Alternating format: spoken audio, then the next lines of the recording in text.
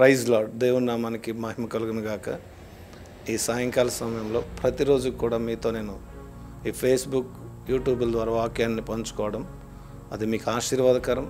నాకు కూడా దేవుణ్ణి మహిమపరిచే సమయంలో దేవుడు నన్ను నడిపించడానికి ఇచ్చిన అవకాశం. మనందరికీ మేలు జరగాలని మంచి ఉద్దేశంతో ఈ పరిచర్యను మొదలుపెట్టాం. దాన్ని ముందుకు తీసుకువెళ్ళవలసిన బాధ్యత మనందరిపైన ఉంది. ప్రతి వాక్యం కూడా మనల్ని మేల్కొల్పేదిగా ఉండాలి.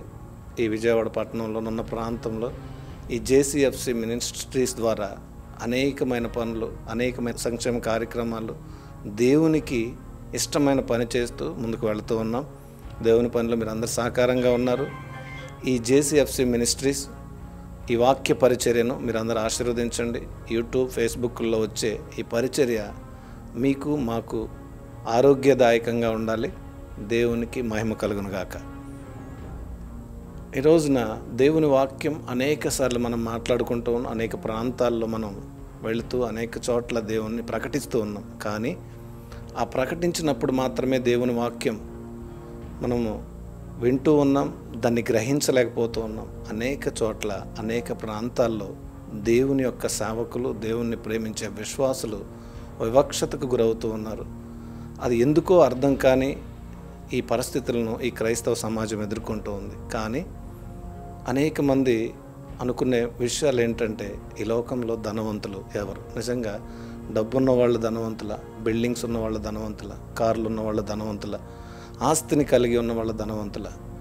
ఇక్కడ కొరింథీయులకి అపోస్తలుడైన పౌలు గారు రాస్తూ 1 కొరింథీ పత్రిక 1వ అధ్యాయం 4వ వచనం నుంచి 8వ వచనం వరకు మంచి వాక్యాలను మనము క్రైస్తవ సమాజానికి, ఈ లోకంలో ఉన్న ప్రతి ఒక్కరికి కూడా ఒక సందేశాత్మకమైన వివరణ ధనవంతుల గురించి ఇచ్చినట్లుగా మనం చూస్తూ ఉన్నాం. అదేంటంటే, ఒకసారి మనం రెఫరెన్స్లు మనం చూసినట్లయితే కొరింథీయులకు రాసిన 1వ పత్రిక 1వ అధ్యాయం 4వ వచనం నుంచి ఒకసారి చదువుదాం.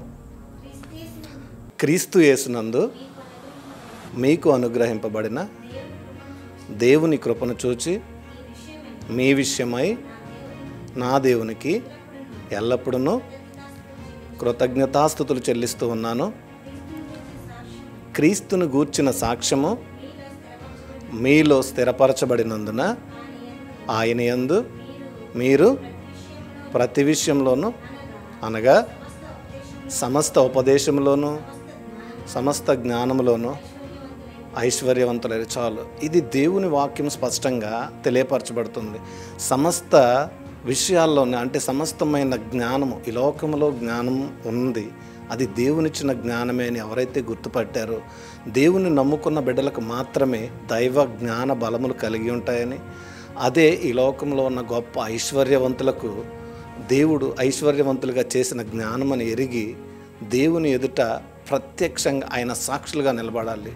ఎవరైతే దేవుని ఎరిగి ఉంటారో, ఎవరైతే క్రీస్తుని నమ్ముకొని ఆయన మార్గంలో నడుస్తూ ఉంటారో, వారు సాక్షులుగా దేవుని ఎదుట నిలబడతారు. ఈ రోజున సాక్ష్యం అనగా దేవుడు వారిని నమ్ముకున్న విధానాన్ని బట్టి, వారి మనసులో ఉన్న ఆ యొక్క ప్రేమను బట్టి ఆ సాక్ష్యాన్ని మనం ముందుకు తీసుకువెళుతూ ఉంటాం. అందుకు చాలామంది దేవుని నమ్ముకుంటామంటారు కానీ సాక్ష్యాన్ని కలిగి ఉంటారు. కానీ ఈ రోజున సాక్షులు అనగా ఎవరైతే దేవునిలో ముద్రించబడ్డారు, ఎవరైతే దేవుని యొక్క రక్తాన్ని కార్చి నా కొరకు మరణించాడని నమ్మి విశ్వసిస్తారో, వాళ్ళు సాక్షులుగా దేవుని ఎదుట ప్రత్యక్షంగా ఉంటారు. ఈ లోకంలో ధనవంతులు ఎవరు అనేది ఆ కొరింథీ సంఘంతో ఇక్కడ పౌలు గారు మాట్లాడుతూ ఉన్నాడు.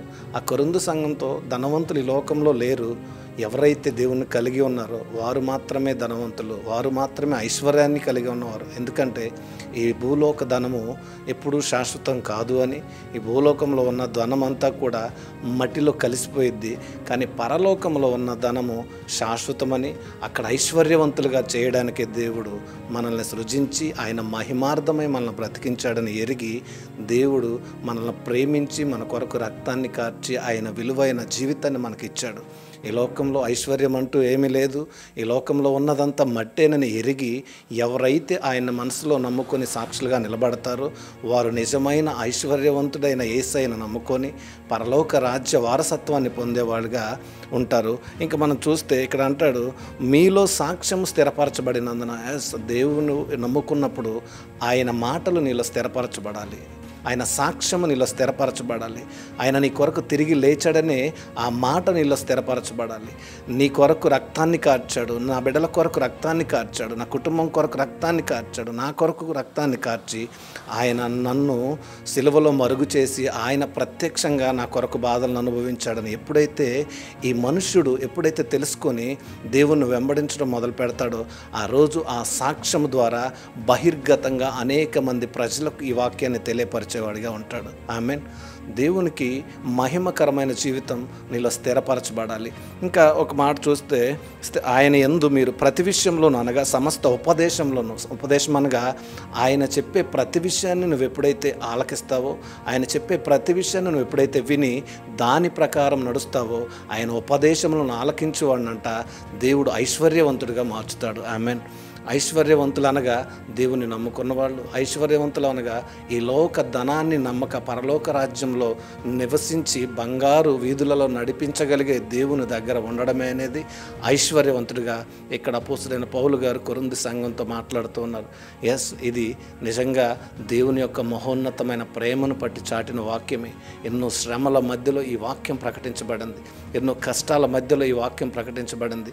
దేవుడు చేసే అద్భుతం కంటికి కనపడదు, చెవులకు వినపడదు. ఈ రోజున పరలోక రాజ్యంలో ఉన్న గొప్ప ధనమును, ఐశ్వర్యవంతమైన ఆ ధనమును నువ్వు చూడబోతూ ఉన్నావు. దేవుని రాకడ అతి సమీపంగా ఉంది. God bless you all.